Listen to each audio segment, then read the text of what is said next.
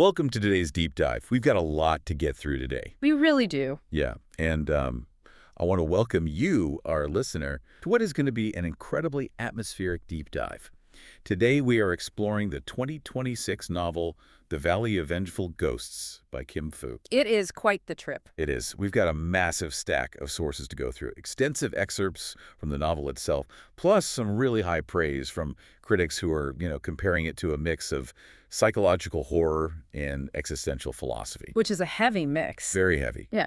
And our mission for this deep dive is to explore how the author takes this deeply personal, this isolating terror of grief, and weaves it into these macroscopic 21st century terrors. Right. Things like predatory real estate. Exactly. Predatory real estate, our total reliance on glitchy technology, environmental collapse. Yeah. It's not just a book summary today. We are exploring modern survival. I love that framing. Yeah. Because on the surface, you might look at this and think you're just getting a standard haunted house story. Right. Woman moves into an old creaky house. Exactly. Woman is grieving, moves into an isolated place, sees apparitions, but the internal psychological damage she's dealing with perfectly mirrors the external environmental destruction going on around her.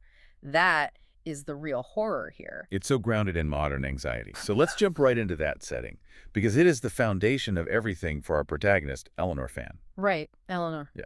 She's a virtual therapist. She's grieving the recent loss of her mother, Lay, who passed away from cancer. A really brutal battle with cancer, too. Absolutely brutal. So Eleanor takes her late mother's inheritance to buy her first home. But she doesn't buy just any home. No, she definitely doesn't. She goes way outside the city. Yeah. She's driven out by her realtor to this place near a former mining town, Bearing Rock. Carrying Rock. And this development, it's not a leafy suburb. Not at all. The text literally describes it as a surgical annihilation. It is a radically deforested valley. Just scraped clean. Scraped completely clean down to the dirt by a bankrupt land developer. He just brought in the heavy machinery and wiped out this ancient forest. And left nothing but mud and rusted steel sticking out of the ground. Puddles of chemical oil. It's an environmental dead zone.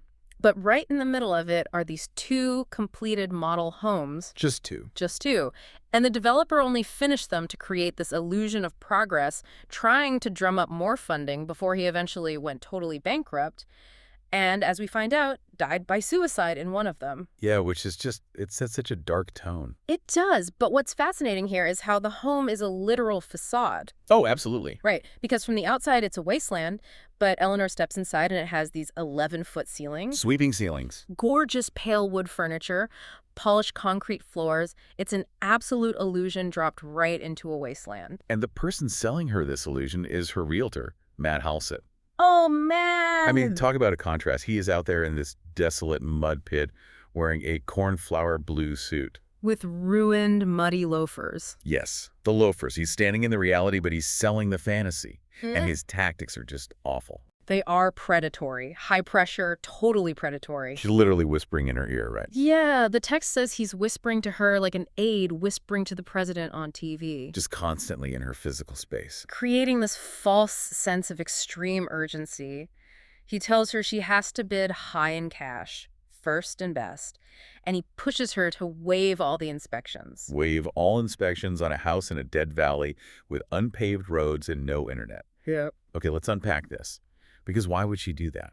Why is she so desperate for this specific instruction from her mother to buy a house that she ignores these massive glowing red flags? It's pure trauma and exhaustion. Eleanor has been out big 4 times already. Oh, right, the tiny apartments. Yeah, she is carrying the trauma of constantly losing out in this brutal housing market, and there's that memory she has. The spongy wall. Yes, the spongy wall. She looks at this depressing, decaying apartment wall during a viewing and thinks, is this all my mother's life is worth? Because her mother saved so meticulously to give her this money. Exactly. So Eleanor wants a monument to her mother's sacrifice. She wants to fulfill that dying wish so badly that she buys into the delusion of the developer's promised community. She starts picturing herself bringing pies to neighbors that don't exist. Right. A thriving, cooperative community that will never, ever happen. It's a fantasy to avoid the grim reality of the Valley of Death she's actually buying into. Which brings us to the emotional core of this whole thing. The relationship between Eleanor and her late mother, Lay. It is incredibly intense. It is. Lay died of cancer at 61. Yeah. And she was, how do we describe Lay?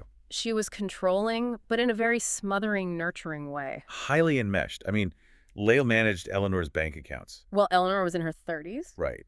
And Leigh would come over every Sunday to clean Eleanor's apartment and literally take out her trash. And when Eleanor's mentor, Teddy, finds out about this, he's horrified. He expects her to say she felt stifled. But she breaks down laughing and crying and says she loved it. She loved being taken care of to that extreme degree. Which leads to this profound regression when Leigh dies. Absolutely. From a psychological standpoint, outliving a parent is the natural order of things. But Eleanor fully expected Leigh to live forever. Because she viewed her mother as this invincible force. She literally pictures Leigh's skeleton as being made of steel. And her own skeleton as chalky sugar. Just dissolving. It's such a striking image. So in Leigh's absence, Eleanor can barely function. She isn't eating right. She isn't sleeping. She is entirely unmoored. And that's where the guilt really comes in. You remember what her ex-boyfriend, Antony, said? Oh, that was rough. He basically told her, I used to feel sorry for you because she smothered you, but now I feel sorry for her because she's a saint for putting up with you. Just validating every terrible thing Eleanor thinks about herself. Exactly. And because she can't function and because she feels so much guilt, her mind won't let Leigh go. So Leigh manifests as a ghost in the house. But not a Casper the Friendly Ghost situation. No. Highly physical, highly visceral. Right. Sometimes the ghost is comforting, offering her warm food. But other times, she appears as a decaying corpse in an orange pajama set. Looking exactly the way she did at the end of her life. And sometimes she's just a cruel critic. Leigh will just lay into her, saying, "You're stupid, you can't do anything without me." Which is Eleanor punishing herself through her mother's voice. And we have to mention Aunt Cece here. Oh, Cece. The master of toxic positivity. Yeah. When Leigh got sick, Cece was in total denial, pushing all this false hope about outlier statistics. And Leigh hated it. She was a pragmatist. She hated the false hope. And the end was so brutal, Eleanor having to physically hold her mother down while Leigh screamed in pain because they couldn't risk giving her more painkillers. It's an unimaginable trauma. So Eleanor takes all that trauma, isolates herself in this glass house in a dead valley, and interacts with the world purely through screens. Right, which brings us to her professional life, because she works for this tech-owned, third-party virtual therapy platform. The ultimate gig economy mental health care. Exactly. It's cheap therapy. She mostly just gives clients discount codes for automated prescriptions. Or refers them to an app for CBT homework. Yeah, she tells them to go do digital homework. It's so disconnected. And the technology itself is a huge barrier. It glitches constantly. The video feeds distort her clients' faces into these weird alien shapes. Or just gray blobs? Gray blobs. It's the perfect symbol for the lack of true human connection in her life. And if we connect this to the bigger picture, her clients are projecting the exact same terrors that Eleanor is ignoring outside her own window. Yes. Let's talk about her clients. Like David. David is completely paralyzed by climate anxiety. He feels like his comfortable life is just a sandcastle as the tide is coming in. Which is such a brilliant line. It really is. He's yelling at his wife about buying throw pillows while the world burns. Because he sees the macro-level destruction and he can't function in the micro. Just like Eleanor sitting in a deforested wasteland pretending everything is fine. And then there's Wing Yan. Wing Yan is experiencing severe postpartum detachment. She just stood there and watched her dog shred their expensive couch while her baby cried in the next room. Because she's just totally burned out. She said the absence of order was a kind of order. It's just complete apathy. Right. Systemic burnout. And then you have Christy. Oh, Christy, the shopping addict. Hiding in the bathroom stalls at work. Yes, hiding from her abusive boss, just buying useless junk on her phone to cope.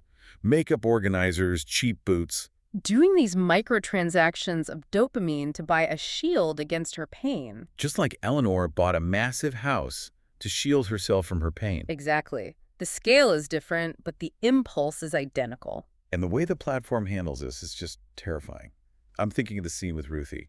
The elderly client. Yeah, the audio cuts out to static. And the automated closed captions try to fill in the blanks. And it turns into an absolute horror movie script. The algorithm literally hallucinates. It types out, it hurts everywhere. Get away from me. He did it. Which triggers all of Eleanor's guilt about her mother's death. She starts screaming at the screen. And then the audio pops back in, and Ruthie is just smiling, telling a totally normal story. It's so absurd. She's trying to do a visualization exercise with these people. And the screen is just glitching her worst nightmares back at her. Or she's talking to a cyan blur in a dark room. It's the modern reality of trying to find connection through a corporate filter. But the terror isn't just digital. There are very physical predators in this valley and in Eleanor's past. Yes, men who hold structural and physical power over her. This is a huge theme. Because we find out why she's working this gig economy job instead of being an academic. She was a brilliant grad student. She studied agent-based computer simulations. Right, programming these digital proto-humans. But her career was destroyed by her supervisor, Dr. Culver. He sexually assaulted her. And the way he defended himself was so cold and bureaucratic. He used the security camera blind spot. He argued that his door was open the whole time, so nothing forceful could have happened. He literally weaponized the institution's safety measures against her. He used the optics of safety to get away with it. And she was forced out of academia. And that dynamic of a man using power to trap her repeats itself at the house. With Richie the locksmith. Oh, Richie. Her front door jams in the middle of the night. She calls a locksmith, and this freakishly tall guy shows up. Just a massive, intimidating guy. And he fixes the lock, but he makes sure she knows how isolated she is. He traps her hand. When she reaches for the key, he just wraps his giant hand around hers. Just to prove that he can, to show her that a lock doesn't mean anything. And then he extorts $800 from her for a 5-minute job. Because he knows she's completely alone and entirely at his mercy. And she pays it because she's terrified, which mirrors the original predator of the valley, the land developer. He exploited the Earth's vulnerability, just like these men exploit Eleanor's. He clear-cut the forest for profit, went bankrupt, and hid in his model home. Until the unpaid contractors surrounded the house. Yeah. And then he shot himself. The cashier tells the story, just goes, bang, finger guns. Leaving the mess for everyone else to deal with. Exactly. Men constantly invading space and leaving ruin, and her supposed saviors are no better. Teddy, her old mentor. Totally dismissive, he defends Dr. Culver. And then Antoni, her ex. And Tony actually tries to help. He tells her to sell the house at a loss, come live with him and his mom. But she feels too damaged to accept it. She has that hallucination of wet rot coming from her own skin. She pushes him away. Yeah. So what does this all mean? It means her safe haven, this glass house, is a complete trap. And the environment is about to take its vengeance. Yes. The climax. The house is shoddy. Kurt the contractor comes over. And he finds out there is no proper weather wrapping. Water's just leaking right through the walls. And then the rain starts. A massive biblical rainstorm. And this leads to my favorite scene. The buck. The abnormally large deer buck crashing through the kitchen window. It is such a wild image. This huge wild animal with spiked white antlers in this pristine, modern, pale wood kitchen. And it just panics. Its hooves destroy the floors, the furniture. It smashes all her expensive dishes. It completely shatters the illusion that she has any control over this space. Nature is trespassing. And outside, it's getting worse. The rain causes catastrophic mudslides. Because there are no tree roots left to hold the soil, the developer ripped them all out. So the neighboring town of Oakdale is totally wiped off the map. That was gone. And Eleanor's Valley turns into a bowl filling with water. She tries to call her insurance. And they refuse to pay.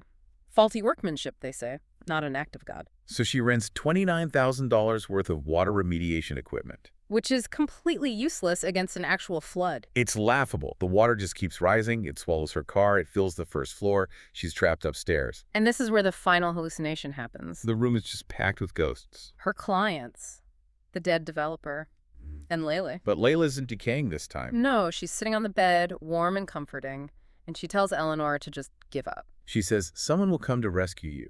Just wait here. It's the temptation of surrender, trusting that some automated system or paternal figure will fix it. But Eleanor knows the systems are broken.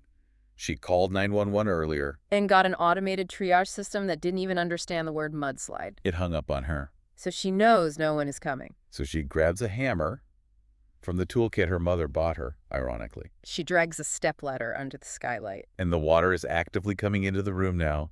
The ghosts are pulling at her clothes. Layla is screaming at her to stay. But she climbs up and she starts swinging at the thick, double-pane safety glass. And it just bounces off at first. It's a brutal fight. But she finally smashes through the inner pane. And then the outer pane, it explodes into the dark like blue snow. And she pulls herself out onto the roof. She gets out into the freezing air. The rain is slowing down. But she looks out, And the entire valley is just a silent lake. The house is flooded up to the second floor. Everything she bought with her mother's sacrifice is completely ruined. But she survived. She survived because she fought. Which really brings us to the core message here.